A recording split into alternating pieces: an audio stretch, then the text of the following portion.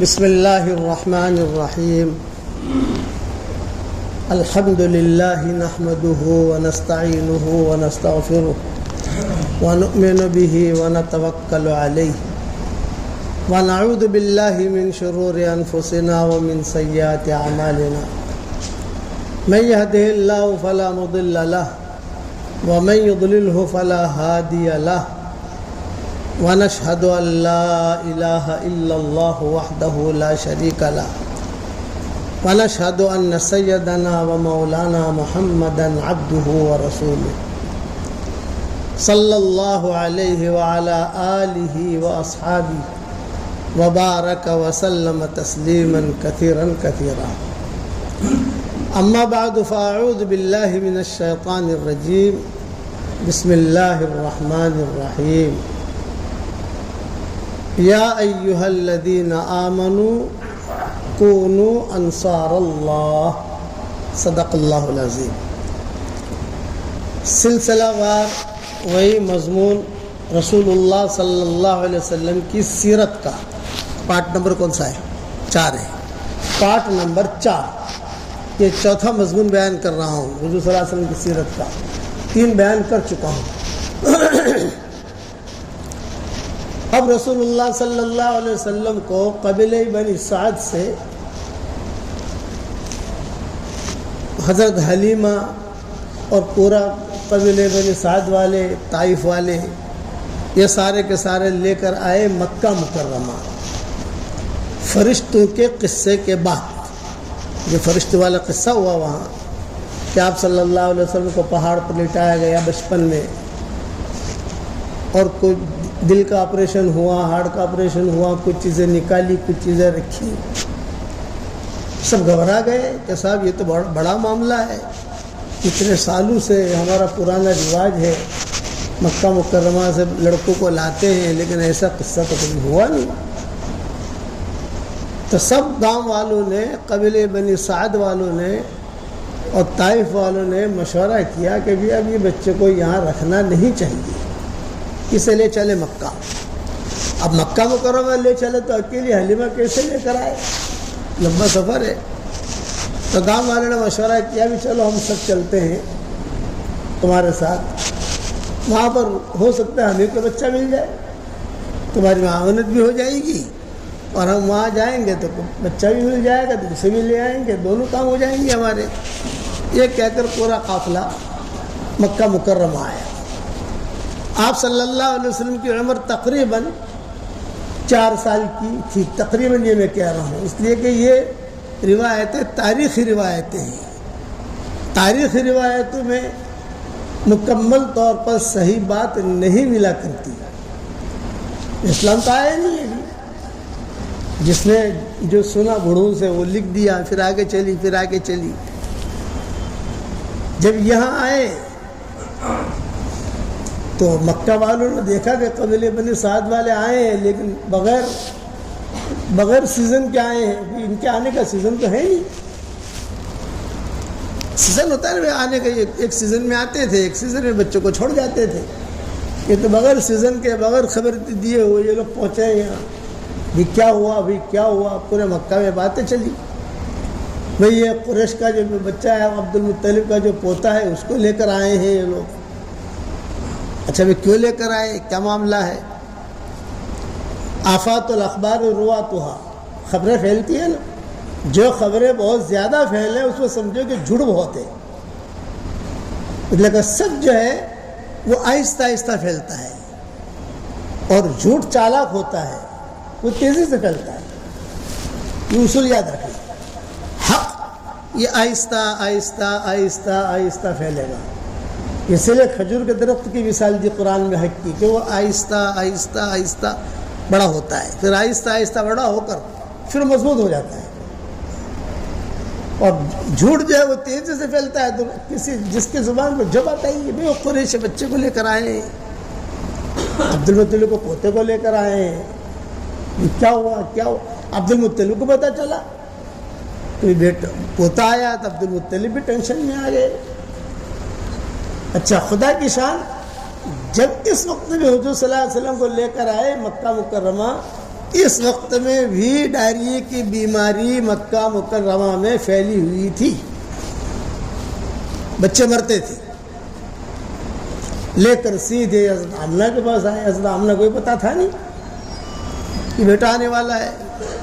حضرت آمنہ جو خوش بھی ہوئی اور ٹینشن بھی بڑھا۔ خوش تو اس لیے ہوئی کہ بچہ کو دیکھا، اور ٹینشن اس لیے کہ صاحب یہاں پہ بیماریاں پھیل رہی ہیں، یہ لوگ لے کر آ گئے، تھوڑا سا لیٹ لاتے، لیکن وہاں کیا قصہ ہوا ہے قبیلہ بنی سعد میں، یہ تو حضور صلی اللہ علیہ وسلم کی والدہ کو پتہ نہیں۔ تو حضرت آمنہ نے حلیمہ کا، ان کے شوہر کا، اور جو بھی تھے شیمہ وغیرہ رضائی بہن حضور صلی اللہ علیہ وسلم کی، ان کا جو ہے بہت اکرام کیا ہے کہ عبد المطلب کو پتہ چلا تو وہ بھاگے بھاگے آ گئے، ابو طالب کو پتہ چلا تو وہ بھاگے بھاگے آ گئے، سارا خاندان آ گیا۔ کیا ہوا کیا ہوا تھا؟ حضرت آمنہ نے یہ کہا کہ تم لائی وہ ٹھیک ہے، لیکن اب تو ہمارے یہاں بیماری پھیلی ہوئی ہے، اور اب خطرہ ہے کہ خدا نہ خواستہ یہ بیماری بچے کو نہ لگے۔ عبد المطلب جو ہے حضرت آمنہ کا منہ دیکھ رہے ہیں، اور آمنہ جو ہے عبد المطلب کا منہ دیکھ رہی۔ تو پھر حلیمہ نے سارا قصہ سنایا، بھئی ہم تو بچے کو کیوں لاتے یہاں، یہ تو مبارک ہے، برکتی بچہ ہے، اس کی وجہ سے تو ہمیں روزی ملتی ہے، ہمارے جانوروں کو بھی روزی ملتی ہے اس کی وجہ سے، ہم تو بہت خوشحال ہیں وہاں۔ لیکن قصہ یہ ہوا ہے کہ آسمان سے فرشتے آئے اور انہوں نے اس کو لٹایا، اس کا ہارٹ کا آپریشن کیا، کچھ چیز نکالی، کوئی چیز رکھی، دھویا دل، ان کا یہ سارا قصہ۔ جب یہ سارا قصہ سنایا تو سب تعجب کر رہے تھے، اچھا ایسا ہوا؟ ہاں، بولے میں گھبرا کے لے کے آ گئی، اور سارے قبیلہ بنی سعد والے بھی آئے ہیں، اس لیے کہ بھی خدا نہ خواستہ اگر اس بچے کے ساتھ وہاں کوئی حادثہ ہو جائے قبیلہ بنی سعد میں تو مکہ والوں سمکٹ جائیں گے، جو ہمارا دھندا روزی روٹی چلتی ہے، یہ روزی روٹی ختم ہو جائے گی۔ تو حضرت آمنہ نے جواب دیا کہ دیکھو ٹھیک ہے تم لے آئے، لیکن یہ بچہ جب سے میرے پیٹ میں تھا اس وقت سے میں اللہ تعالیٰ کی عجیب عجیب قدرتیں دیکھ رہی تھی، خواب کے ذریعے، بغیر خواب کے عجیب عجیب چیز میں دیکھ رہی تھی، اور میں سمجھ رہی تھی کہ یہ کوئی اونچے اولاد میں سے ایک اولاد ہے، بہت اونچا بننے والا ہے، لیکن یہ تو مجھے بھی پتہ نہیں بھی یہ کیا بنے گا، اس لیے تمہاری ان باتوں سے میں نے تو کوئی اثر لیا نہیں، وہ تو ہے ایسی باتیں تو میں نے بہت دیکھی ہیں۔ پھر حضرت آمنہ نے کہا کہ جب یہ بچہ پیدا ہو رہا تھا تو اس وقت میں نے دیکھا کہ ستارے جھک رہے تھے، یہ حضرت آمنہ نے کہا کہ اچھا اس وقت میں اتفاق ایسا تھا کہ ام ایمن بھی تھی، آپ صلی اللہ علیہ وسلم جب پیدا ہوئے تو قریب میں عورتیں ہوتی ہیں نا، ان میں ام ایمن بھی تھی، یہ بہت بوڑھی عورت تھی ام ایمن، یہ حضور صلی اللہ علیہ وسلم کا پیدائش سے لے کر آپ کے انتقال تک آپ کے ساتھ رہی ہے، ام ایمن ان کا نام تھا، حبشن تھی، حبشن کالی عورتیں ہوتی ہیں نا، یہ عمر ان کی بہت لمبی تھی ام ایمن کی، تب تک یہ حضور کے انتقال تک وہ زندہ تھی، ابو بکر کا انتقال ہوا وہ زندہ تھی، حضرت عمر شہید ہوئے وہ زندہ تھی، اتنی لمبی عمر پائی ہے اس نے۔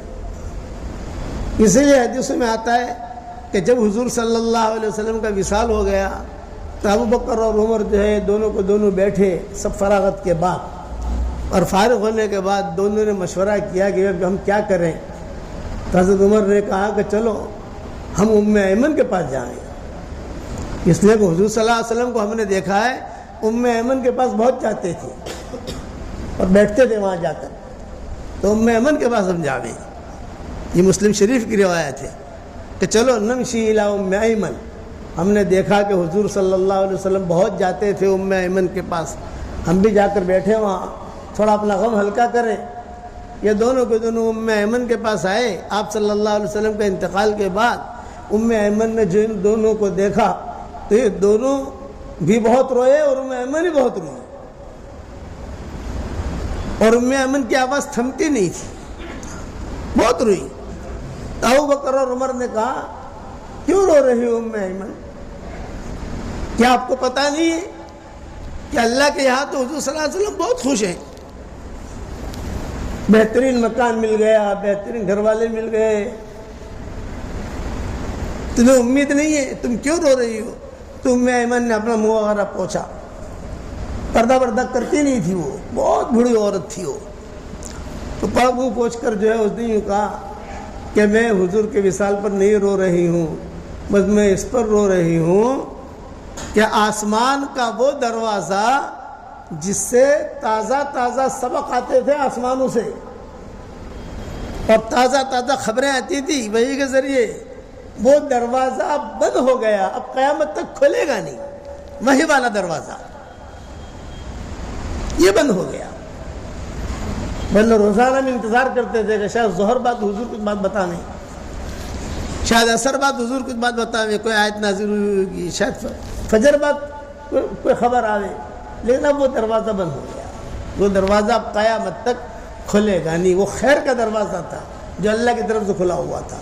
یہ ام ایمن، یہ حضور صلی اللہ علیہ وسلم کے پیدائش کے وقت میں بھی حضور صلی اللہ علیہ وسلم کے قریب بھی تھی۔ یہ سارا قصہ سن رہی تھی اور وہ خود بھی سنا رہی تھی کہ ہاں جب یہ بچہ پیدا ہوا میں بھی قریب تھی، کوئی تکلیف نہیں ہوئی جو عام طور سے عورتوں کو ہوتی ہے، اور یہ ہوا یہ ہوا۔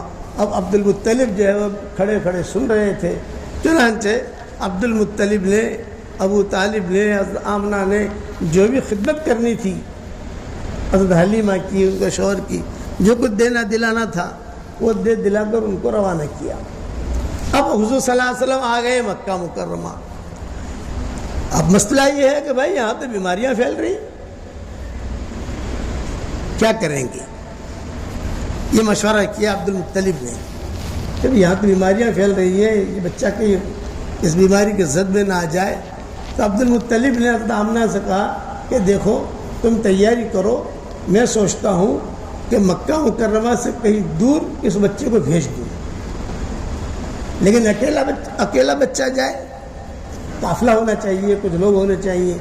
تو عبد المطلب نے حرم میں اعلان کیا، اور یعنی کعبے کے قریب، کعبہ تو تھا، کعبے کے قریب یہ اعلان کیا کہ بھئی دیکھو مکہ مکرمہ میں بیماری پھیل رہی ہے، کئی بچے ہیں، خطرہ ہے کئی بچے مر نہ جائیں اس بیماری میں، اس لیے میں نے یہ سوچا ہے کہ بھی مدینہ منورہ آپ لوگوں کو بھیجوں اپنے بچوں کے ساتھ، اور آپ کے آنے جانے کا، کھانے پینے کا سارا خرچہ میرے ذمہ۔ مکہ والے غریب تھے تو انہوں نے اعلان سنا، خوش ہو گئے، ارے بھی بہت، تم خالی بچے کے کپڑے تیار کرو، اپنے بچوں کے کپڑے تیار کرو، سب سفر کی سامان تیار کرو، یہ کرو وہ کرو، ساری کی ساری چیزیں یہ عبد المطلب نے اعلان کیا۔ اور عبد المطلب نے حضور صلی اللہ علیہ وسلم کی والدہ محترمہ سے بھی کہہ دیا کہ دیکھو میں نے اعلان کیا ہے، اب لوگ آئیں گے تو چونکہ اٹھنیاں تو ان کے پاس ہیں نہیں، ان کے پاس اٹھنیاں تھیں عبد المطلب کے پاس، یہ کہا کہ چلو جو آئیں گے ان کو ایک اٹھنی دے دیں گے، کھانے پینے کا کچھ خرچہ دے دیں گے، کچھ زاد راہ کہتے ہیں عربی کے اندر، کوئی چیزیں دے کر جو انہیں مدینہ منورہ روانہ کریں گے۔ لیکن مدینہ منورہ میں وہاں کی فضا ابھی اچھی ہے، تو بیماری نہیں ہے، آب و ہوا اچھی ہے، وہاں بھیج دیتے ہیں۔ کیا ہو گیا؟ ایک دن 2 دن گزرے تو یہ جو بیماری پھیلی تھی، اس بیماری میں بچے مرتے تھے، لیکن ایک دم سے نہیں مرتے تھے، پہلے الٹی شروع ہوئی، دست شروع ہوئے، بخار آیا، ایسا کر کے بچے۔ اب یہی چیز جو ہے وہ بچپنے میں حضور صلی اللہ علیہ وسلم کے اوپر بھی کوئی اثرات ہونے شروع ہو گئے، کچھ تھوڑے سے کمزور ہونے لگے، دودھ کبھی پیا کبھی نہیں پیا، اب تو دودھ کا زمانہ تو رہا نہیں، 4 سال کی عمر ہو گئی ہے، لیکن یہ کہ کچھ نہ کچھ۔ تو حضرت آمنہ نے عبد المطلب کو خبر دی کہ قافلہ کب جا رہا ہے، میں چاہتی ہوں کہ جلد از جلد یہ قافلہ روانہ ہو جائے اور میں بھی ساتھ جاؤں گی، حضرت آمنہ بھی ساتھ جائے گی۔ عبد المطلب نے کہا ہاں تمہارے بغیر تو محمد کیسے جائے گا، بھی آپ کے بغیر محمد کیسے جائے گا، آپ کو بھی جانا ہے، اور ام ایمن کو بھی جانا ہے، ام ایمن تمہیں بھی جانا ہے۔ آپ صلی اللہ علیہ وسلم فرماتے تھے کہ ام ایمن سے مجھے میری ماں کا پیار ملتا ہے. یا فرماتے تھے زبان میں لکنت تھی ام ایمن کی، وہ سلام ڈھنگ سے نہیں کر سکتی تھی. جب ام ایمن مجلس میں آتی تھی تو صحابہ بھی احترام کرتے تھے، کیونکہ حضور خود احترام کرتے تھے بوڑھی عورت کا. تو جب وہ دور سے آتی تو حضور فرماتے ام ایمن سلام مت کرو، سلام نہیں. تو صحابہ جو وہ ہنستے تھے، آپ منع کرتے تھے سلام مت کرو، آپ وعلیکم السلام، ہم جواب دے دیتے ہیں سلام مت کرو آپ. تو صحابہ جو ہے مسکراتے تھے کہ دیکھو بھری مجلس میں بڑھیا کو حضور نے سلام کرنے سے منع کیا. جب وہ صحابہ سے مسکراتے تھے تو حضور پھر قصہ بیان کرتے تھے. یہ کہتے تھے کہ اس کی زبان میں لکنت ہے، سلام کرنا چاہتی ہے ڈھنگ سے لیکن کر نہیں پاتی، تو سلام کی بجائے دعا کی بجائے بد دعا کرتی ہے، بد دعا دیتی ہے. بے سلام کیا ہے؟ سلام اللہ علیکم، یہ صحیح سلام ہے، سلام اللہ علیکم. اب یہ کہتی ہے سلام لا علیکم، کہ تم پر سلامتی نہ ہو، یہ بد دعا ہو گئی. تو حضور فرماتے تھے بس بس وعلیکم السلام وعلیکم السلام وعلیکم السلام وعلیکم السلام. اور پھر حضور نے فرمایا تم لوگ اس کے چہرے کو دیکھ کر، اس کی زبان کی لکنت کو دیکھ کر تم لوگ مسکراتے ہو، لیکن اس عورت کا اتنا اونچا درجہ ہے کہ جنت میں میں نے اس کو چلتے پھرتے دیکھا ہے. یہ ام ایمن. اب قافلہ روانہ ہوا مدینہ منورہ کی طرف حضور صلی اللہ علیہ وسلم کو لے کر. اور بھی لوگ تھے مکہ والے، اور بھی بچے تھے. عبد المطلب نے 2-3 اعلان کیے، بھئی جس کے پاس اگر اونٹ ہے، کھانا ہے، پینا ہے، ٹکٹ کے پیسے ہیں تو خود خرچ کرے. میں ٹکٹ کا پیسہ سمجھانے کے لیے کہتا ہوں، اور اگر کسی کے پاس نہیں ہے تو میں دے دوں گا، آپ لوگ چلو مدینہ منورہ. یہ سارا قافلہ مدینہ منورہ روانہ ہوا. عبد المطلب جو ہے تنعیم تک چھوڑنے کے لیے گئے اس قافلے کو. جب یہ قافلہ روانہ ہونے لگا اور تنعیم سے انہیں حضور صلی اللہ علیہ وسلم کو الوداع کہہ رہے تھے عبد المطلب، تو انہوں نے اپنے سینے سے لگایا حضور کو. 4 سال کی عمر تھی، اٹھایا. 4 سال کے بچے کو تو آدمی اٹھا لیتا ہے، اور اپنے سینے سے لگایا. لگا کر بہت پیار کیا، بہت بوسہ دیا، بہت پیار کیا. آمنہ بھی دیکھ رہی تھی، سب دیکھ رہے تھے. اس قافلے میں اور بھی چودھری لوگ تھے مکہ مکرمہ کے. ہر آدمی کو اپنے بچے کا فکر تھا، عورتیں بھی تھیں. لیکن میں صرف ام ایمن کا تذکرہ کرتا ہوں، اس لیے کہ ام ایمن کا تذکرہ صحیح حدیثوں میں آتا ہے. وہ شروع سے نہیں ہے اس لیے ان کا تذکرہ آتا ہے ام ایمن کا، اس لیے میں صرف ان کا تذکرہ کرتا ہوں. 2-3 عورتیں تو ہوں گے نہیں، جتنی عورتیں گئی ہوں گی وہ گئی ہوں گی، جتنے مرد گئے ہوں گے وہ گئے ہوں گے وہاں. جب روانہ کیا تو عبد المطلب رو رہے تھے. عبد المطلب اور حضرت آمنہ سے کہہ رہے تھے کہ آمنہ ذرا بہت خیال رکھنا ہے اس بچے کا. انہیں عبد المطلب کو پتا نہیں کہ آمنہ سے میری آخری ملاقات ہے، یہ جو میری بہو ہے یا میری بیٹی ہے یا عبداللہ کی بیوی ہے، اس کی میری آخری ملاقات ہے، واپسی میں تو یہ آئے گی نہیں، انتقال ہو جائے گا. مدینہ منورہ پہنچے. اب مدینہ منورہ پہنچ کر کہاں ٹھہرے؟ ہوٹل تو تھا نہیں، سارے کے سارے مکہ والے پہنچے. لیکن مدینہ والوں کی خاص عادت اس وقت بھی تھی، حضور صلی اللہ علیہ وسلم کے زمانے میں بھی تھی اور آج بھی ہے. مدینہ والوں کی خاص عادت کھلانے کی، اکرام الضیف، مہمان کا اکرام کرنا. مہمان چاہے دشمن ہو تو بھی اس کا اکرام کرتے ہیں، کھلانے پلانے کے مسئلے میں.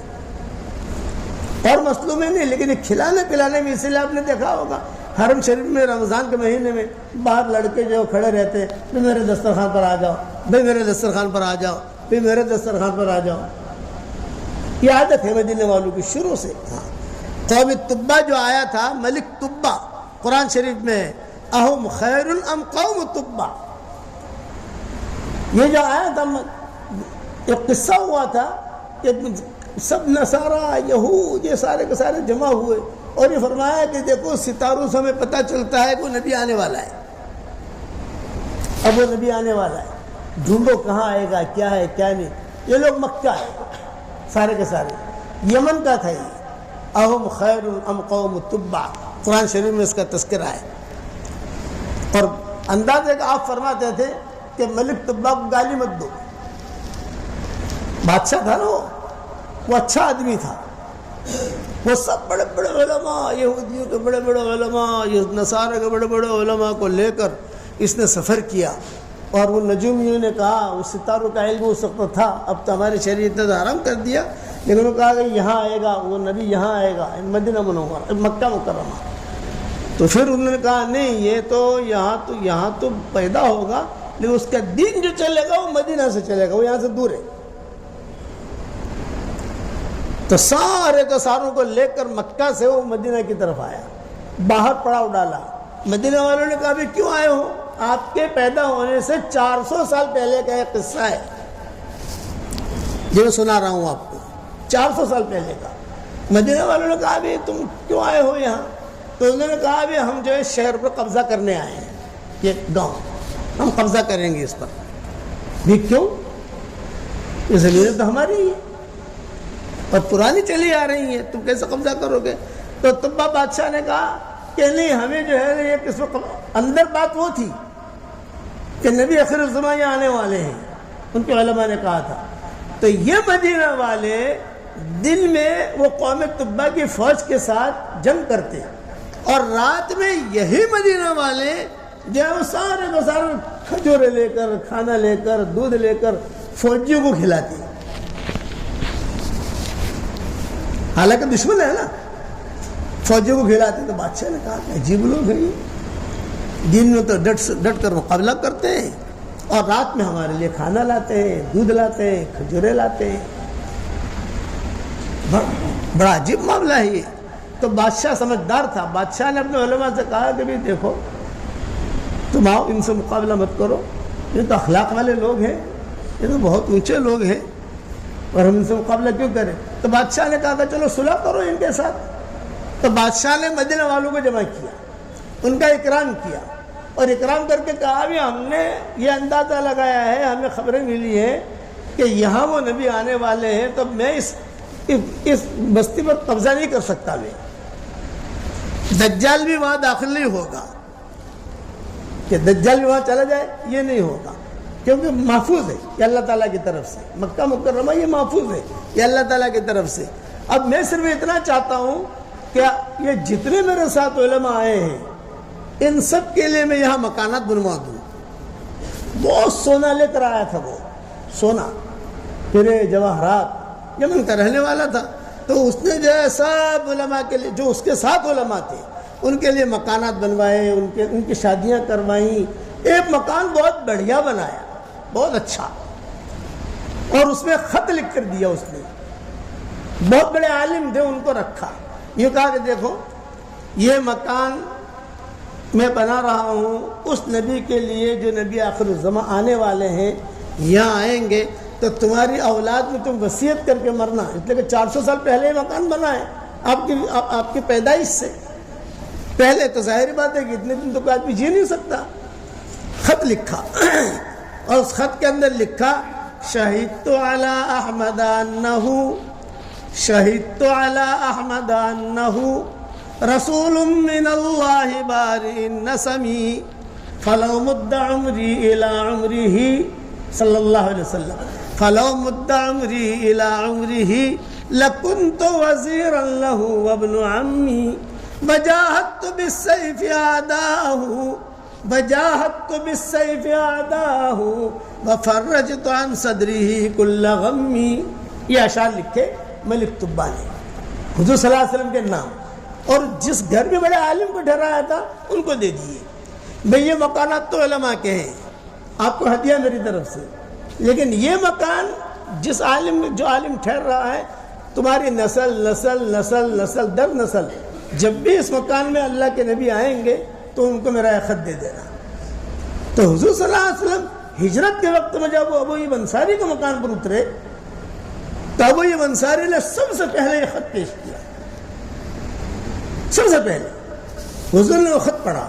حضور صلی اللہ علیہ وسلم پڑھ تو سکتے نہیں تھے، کسی سے پڑھوایا، حضرت علی تو تھے نہیں، عام طور سے حضور کی تحریر جو تحریر ہوتی تھی حضرت علی پڑھ کے سناتے تھے، لیکن حضرت علی اگر لو تو دوسرے کو صحابہ پڑھ کے سناتے تھے، تو آپ سنتے گئے. اس نے لکھا تھا شہدت علی احمد انہ رسول من اللہ بارئ النسم. میں نے احمد کو دیکھا نہیں ہے، 400 سال کے بعد پیدا ہوں گے نا. میں نے احمد کو دیکھا نہیں ہے، لیکن میں گواہی دیتا ہوں بغیر ان کو دیکھے ان کو اللہ کا رسول مانتا ہوں. یہ شہدت علی احمد انہ رسول من اللہ بارئ النسم فلو مد عمری الی عمری فلو مد عمری الی عمری لکنت وزیرا لہ وابن عمی. اگر میری عمر نے وفاداری کی اور اگر میں ان تک پہنچا تو یاد تم لوگ گواہ رہنا کہ میں ان کا ساتھی بنوں گا، چچا زاد بھائی بنوں گا. چچا زاد بھائی بننے کا مطلب مدد کروں گا. چچا زاد بھائی عام طور سے مدد کرتا ہے. فلو مد عمری الی عمری لکنت وزیرا لہ وابن عمی. میں ان کا وزیر بنوں گا. وزیر ہوتا ہے نا بادشاہ کا. وابن عمی وجاہدت بالسیف اعداءہ وفرجت عن صدری کل غمی. اور اگر اس کے کوئی دشمن ہوں گے تو میں ان کا مقابلہ کروں گا. انہیں کوئی تکلیف آئے گی میں تکلیف دور کروں گا. میرا سارا مال اس کی حفاظت میں لگا دوں گا. جب یہ خط حضور صلی اللہ علیہ وسلم نے سنا پھر ابو ایوب انصاری نے کہا حضرت لوگ کہتے ہیں کہ آپ میرے مکان میں ٹھہرے ہیں اور میں کہتا ہوں میں آپ کے مکان میں ٹھہرا ہوں.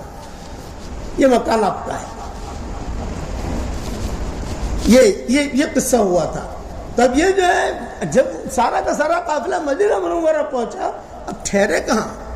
ایک آدمی تو ہے نہیں، 2 آدمی تو ہے نہیں، بچے بھی ہیں، بچوں کے ساتھ عورتیں بھی ہیں. سارے کے ساتھ بنی نجار جو تھے یہ حضور صلی اللہ علیہ وسلم کا ننیال تھا.